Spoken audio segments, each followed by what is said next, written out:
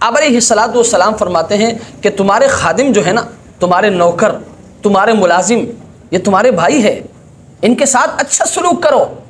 جو کام آپ نہیں کر سکتے ہو نا، وہ کام ان سے لے لو، اور جس کام میں یہ پھنس جائے نا،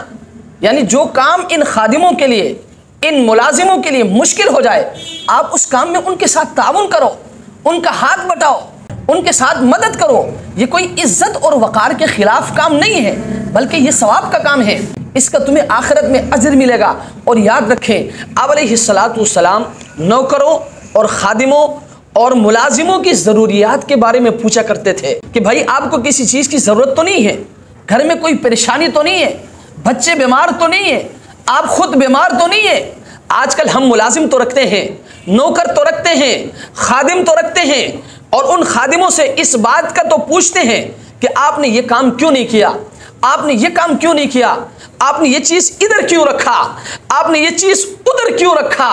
آپ نے فلاں کام جلدی کیوں نہیں کیا، آپ نے فلاں کام دیر سے کیوں کیا۔ یہ بدماشی تو آپ کرتے ہیں، لیکن کیا آپ نے کبھی یہ پوچھا ہے اپنے ملازم سے کہ آپ کی کوئی پریشانی تو نہیں ہے،